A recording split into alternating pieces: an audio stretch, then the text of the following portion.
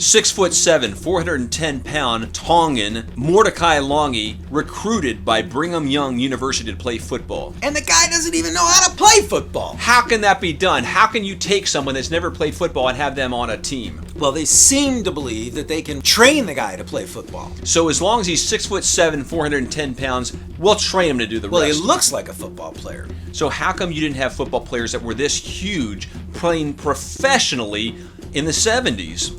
I don't think they were recruiting from Tonga. Yeah, but it goes beyond that because everybody that's recruited from the United States is bigger than they were in the 70s. So is this boiling down to what people are eating? Is this in the food supply? Is genetically engineered and modified foods with hormones in them? You know, teenage girls and boys are maturing at a much younger age. And what's the future of this? You already have parents that are taking genetic tests to predetermine whether their kids will have any diseases. So what happens when they have vanity things where they want their kids to have blonde hair, blue eyes, and be 7 foot tall and play for the NBA? There's no end in sight.